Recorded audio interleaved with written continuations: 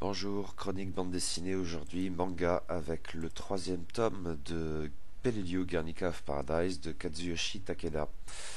Le titre original est Peleliu Rakuen no Guernica. Ça a été réalisé avec le concours de Monsieur Masao Yaratsuka, conseil historique on va dire. C'est traduit du japonais par Satoko Fujimoto, publié en France aux éditions Vega dans la collection Seinen. Ce troisième volume était paru initialement au Japon en 2017 et c'est tout récent, début 2019 donc pour la France, et ça fait dans les 200 pages. Troisième tome de Peleliu Guernica of Paradise, le manga de guerre de Takeda Kazuyoshi qui narre les horreurs de la bataille de Peleliu durant la guerre du Pacifique en employant un trait enfantin caractéristique, naïf et super déforme, qui pourtant n'atténue en rien la violence et l'horreur des événements, l'absurdité scandaleuse de cette boucherie au cours de laquelle le haut commandement japonais a sacrifié des milliers de ses soldats de réserve en ayant parfaitement conscience que la bataille ne pouvait en aucun cas être gagnée. Quand ce tome 3 débute, cela fait bien longtemps que la bataille a commencé. Et s'agit-il à vrai dire encore d'une bataille? Les soldats japonais qui survivent tant bien que mal par petits groupes dans les complexes réseaux de grottes de l'île ne sont pas ravitaillés. Cela vaut pour les armes comme pour les vivres ou les médicaments. Vers la fin du volume, un rapport du quartier général fait état de ce que les soldats supposés assurer sa défense ne disposent plus que de pistolets et de 20 balles. Dès lors, dans ce troisième tome, nous ne voyons en fait jamais, sauf erreur, les soldats japonais faire usage de leurs armes contre leurs adversaires américains. En fait, de manière assez caractéristique, nous ne les voyons vraiment sortir leurs armes que contre eux-mêmes, parce qu'ils se disputent entre eux de la nourriture notamment, ou parce qu'ils se suicident en fin de compte. Nous voyons en revanche les soldats américains tirer au canon, à la mitrailleuse ou au lance-flammes sur les soldats japonais, mais on aurait bien tort d'en dériver une lecture manichéenne ou quoi que ce soit du genre. Le propos n'est tout simplement pas là.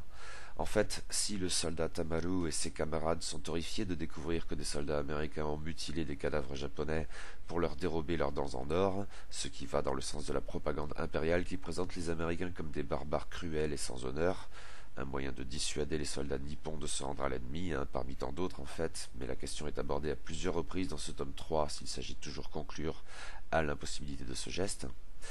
Mais il découvre presque immédiatement ensuite des cadavres de soldats américains mutilés par des soldats japonais qui leur ont tranché la bite et la leur ont enfoncé dans la bouche. L'horreur exprimée en anglais par les soldats américains devant ce spectacle répugnant vaut bien celle de Tamaru devant le cadavre japonais dont on a agrandi le sourire. Et ce qui terrifie le plus Tamaru dans cette histoire, au fond, c'est peut-être la prise de conscience que lui-même, le gentil garçon un peu gauche, timide, incapable de faire du mal à une mouche, pourrait se transformer en une brute de cet ordre. La faim, tout spécialement, pourrait lui faire perdre la tête.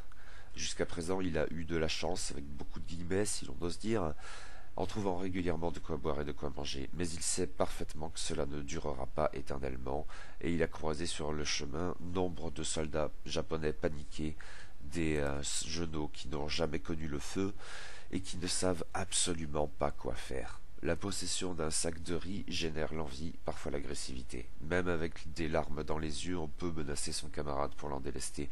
On peut même l'attaquer.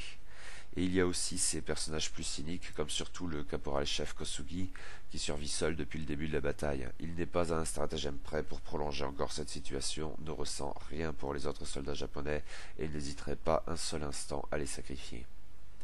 Mais à terme, la mort est une certitude, et les soldats japonais, quand ils ne se préoccupent pas de trouver quelque chose à manger, se préoccupent de mourir de la bonne manière, entre guillemets, de sorte que leur famille touche une pension. Ils y reviennent sans cesse, et on a l'impression à ce stade qu'ils veulent mourir, pour que les leurs touchent cette dérisoire compensation. Un thème qui me renvoie d'une certaine manière à l'essai Mort pour l'empereur de Takahashi Tetsuya. Une situation absurde qui justifie la mise en scène de tant de morts absurdes, comme dans les deux premiers tomes. L'absurdité de la situation, à vrai dire, frappe de plein fouet Tamaru dans cette scène particulièrement éprouvante, au cours de laquelle, retournant dans la vaste grotte où il s'était longtemps réfugié en compagnie de nombreux autres soldats japonais, il découvre qu'elle a été prise d'assaut et qu'il n'y reste absolument rien. Ce qui n'a pas disparu a brûlé, et cela inclut notamment ces lettres mensongères qu'il avait rédigées en tant qu'attaché au mérite. Tamaru, à son niveau de soldat de première classe, est ainsi bien placé pour entrevoir l'absurdité révoltante de la propagande impériale. S'il n'est certainement pas en mesure de se rebeller, c'est tout bonnement impensable. Mais le QG de Peleliu est dans la même situation. Il savait pertinemment que la bataille était perdue d'avance, mais cela fait alors des semaines que les soldats japonais se font massacrer, sans être le moins du monde ravitaillés en armes, en vivres, en médicaments. Depuis quelque temps déjà, le QG réclamait aux autorités impériales l'autorisation de procéder à un honorable effacement. Mais le commandement impérial ne veut pas en entendre parler. Oui, tous les soldats japonais de Peleliu mourront, mais ils doivent retarder cette mort aussi longtemps que possible. Le bon soldat de Sa Majesté impériale souffre sans se plaindre.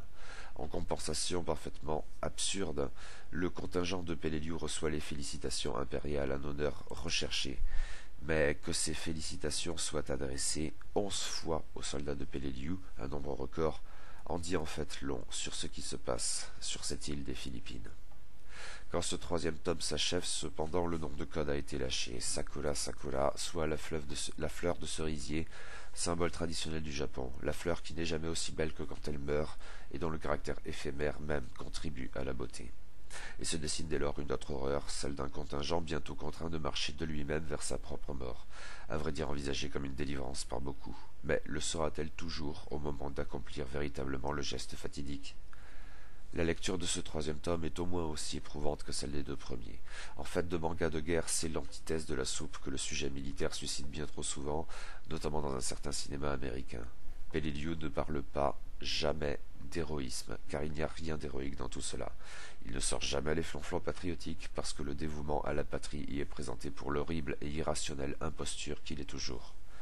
Mais cela ne signifie pas que l'émotion n'est absente sur d'autres modes, dépressive, dérisoire, drôle mais absurdement. Le dessin de Takeda Kazuyoshi y participe d'ailleurs, pas aussi simple qu'il n'en a l'air et certainement pas simpliste. L'épuisement moral de Tamaro découvrant la grotte ravagée au lance-flammes a de quoi vous serrer le cœur. Mais en une occasion, le propos se fait un tout petit peu plus léger, quand les soldats égarés découvrent que Tamaro est un dessinateur. Lui-même, à ce stade, s'est rendu compte qu'il arrivait au bout de son carnet, et cette perspective l'abat presque aussi sûrement qu'une balle américaine ou la faim lui brûlant le ventre. Et il lui demande alors de leur faire des dessins de femmes, nues, blanches, blondes. Un camarade pourtant lui demande un autre dessin, celui de son père décédé, de sa mère, de sa sœur à la constitution fragile. Ces photos sont passées, elles sont en train de disparaître. Le dessin de Tamaro contribuera à préserver leur image. Et c'est bien entendu ce que fait le manga de Takeda Kazuyoshi. Ce troisième tome de Peleliu Guernica of Paradise est à la hauteur des deux premiers, terrible, poignant, révoltant, déprimant, juste, nécessaire. À suivre donc.